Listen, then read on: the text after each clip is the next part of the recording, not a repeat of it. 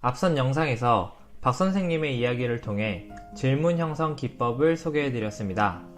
박 선생님은 질문 초점을 설계한 후에 학생들에게 4가지 질문 생성 규칙을 소개하고 학생들은 이 규칙들에 따라 질문 초점에 대해 질문을 만들었습니다.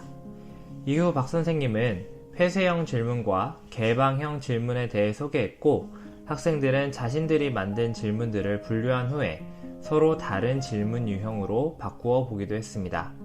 끝으로 박 선생님은 질문을 선정할 수 있는 기준을 제시하고 학생들은 토의를 통해 질문들의 우선순위를 정하고 발표했습니다. 이제는 이렇게 완성된 질문들의 목록을 활용할 차례입니다. 저의 경험을 바탕으로 학생들이 만든 질문 목록들을 활용할 수 있는 방법들을 몇 가지 소개하려 합니다. 이번 영상이 질문 형성 기법을 통해 수업을 하고 싶은 선생님들에게 조금이나마 도움이 되었으면 하는 바람입니다.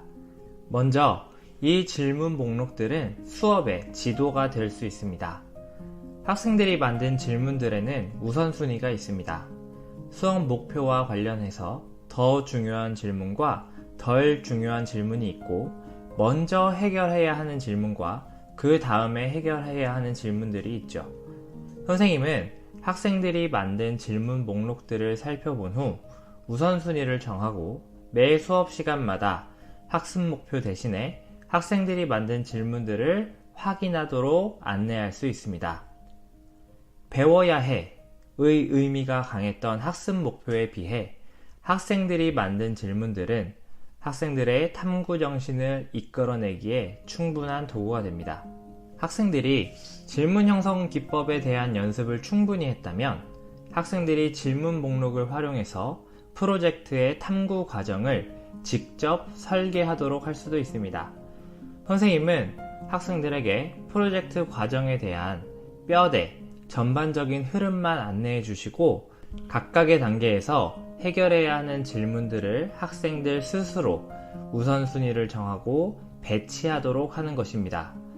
이렇게 하면 학생들은 자신이 직접 만든 프로젝트 계획에 따라 주도적인 탐구를 이어나갈 수 있습니다. 질문 형성 기법을 통해 만들어진 질문들은 학생들이 특정 문제를 탐구하고 보고서를 쓰는 주제를 선정하는 데 활용될 수도 있습니다. 예를 들어 국어 시간에 보고서 쓰기에 대해 공부하기 위해 선생님은 질문 초점으로 플라스틱 쓰레기로 인한 환경오염을 제시합니다.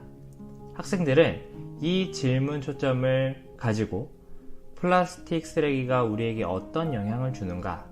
왜 플라스틱이 많이 사용되는가? 플라스틱을 가장 많이 사용하는 사람들은 누구인가? 와 같은 질문들을 생성할 수 있습니다.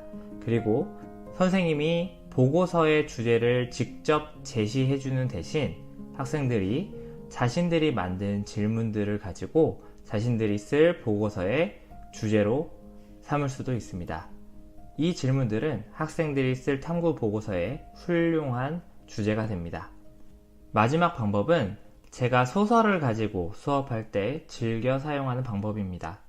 저는 학생들에게 소설의 전체 또는 소설의 줄거리를 요약한 글을 제시해서 학생들로 하여금 이에 대해 질문을 만들도록 안내합니다. 그 후에 성취 기준을 고려해서 질문 선정 기준을 제시하는데요. 예를 들어 소설의 갈등과 관련된 성취 기준을 다루는 수업이라면 갈등과 관련된 질문을 3가지 선정하시오 라는 안내를 하는 것입니다. 모둠별로 질문 선정이 끝나면 모둠 안에서 서기 역할을 맡은 학생이 칠판에 그 질문들을 쓰도록 합니다. 이렇게 하면 한 교실에서 만들어진 질문들이 칠판에 모이게 되는데요. 이 질문들은 학생들이 함께 토론하기에 매우 좋은 재료가 됩니다. 저는 이 질문들을 가지고 상황에 따라서 1대1 토론을 하거나 2대2 토론 또는 피라미드 토론, 회전목마 토론, 월드카페 토론 등 다양한 토론 방법을 적용해서 수업을 설계합니다. 이 외에도 질문 형성 기법을 활용한 수업은 굉장히 많이 있을 것이라고 생각합니다. 선생님들께서도 한번 시도해 보시고 댓글을 통해 많은 의견을 나눠주셨으면 좋겠습니다. 4차 산업혁명 시대에 중요한 능력 중 하나는 문제를 해결하는 능력이라고 합니다. 하지만 저는 그보다 더 중요한 것이 있다고 생각합니다. 그것은 바로 문제를 발견하는 능력입니다. 제 이야기를 들어주셔서 감사합니다. 다음엔 더 좋은 영상으로 찾아뵙겠습니다.